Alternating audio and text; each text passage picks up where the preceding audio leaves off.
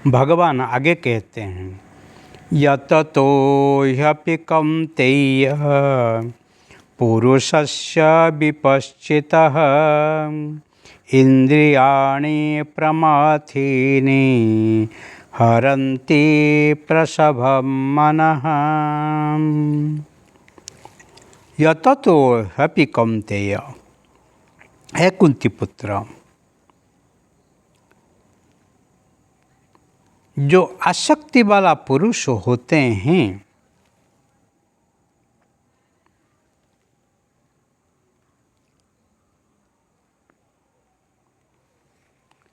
उनका आसक्ति को ही नाश नहीं कर पाते हैं, इसीलिए उनका इंद्रियाणि प्रमथीनि हरन्ति प्रसवम मनः, इसीलिए उनके जो इंद्रिय सब उनके बुद्धि को ही, उनके मन को ही खींच लेते हैं। इसीलिए क्या करने का है, लोग कहते हैं बहुत सहज है। यततो ह्यपि कौन्तेय, प्रयत्न करते हुए भी मन के ऊपर कभी विश्वास नहीं करना, क्योंकि मन की ताकत अधिक है।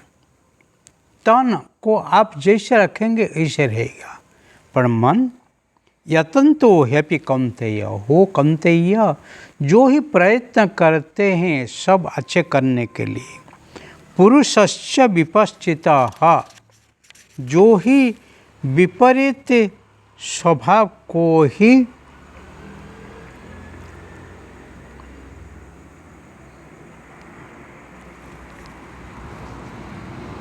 जो इंद्रिय प्रमाथीनि हरन्ति प्रसभम मनः, इंद्रिय इतनी टर्बुलेंट हैं, इतने ही शक्तिशाली हैं, वो मन को ही खींच लेते हैं। लोग कहते हैं मन को मारो, पर मन को मारने का नहीं, मन को ही सुधारने का है, मन को ही दिशा देने का है। मन को नाश नहीं करना, कि मन नाश होने से मनुष्य मर गया। इसीलिए मन को तोड़ो मत, परंतु उसको मोड़ दो। मन में जो विचार आता ही रहता है, वो विचार को ही विकार तरफ नहीं लो, और विकार आते हैं तो फिर विकार को त्याग करो, और जो सद्विचार हैं, जो सदिच्छा हैं, उसको त्याग करो। मैं मन शुभ संकल्प मस्तु, मेरे मन में शुभ संकल्प आए और बुरे संकल्प जाए, ऐसे ही विचार करना चाहिए। जब विकार आता है कि संकल्प विकल्पात्मिका मन, मन क्या है, जो सत विचार और कुविचार दोनों ही आते हैं। किसके मन में कुविचार नहीं है, कोई नहीं कहता है, मनुष्य मात्र ही दोनों विचार आते ही रहते हैं, परंतु वो विचार को ही बीन बीन के, चुन चुन के, फिर जो अच्छे विचार हैं उसको ही मन में लेके बुद्धि को उपयोग करके फिर निश्चित करो क्या आपको करना है, क्या करने से आपके जीवन में अच्छा होगा, जिसका परिणाम आपको आनंद देने वाला है। आप ऐसे करेंगे तो फिर इंद्रिय के ऊपर काबू कर सकते हैं।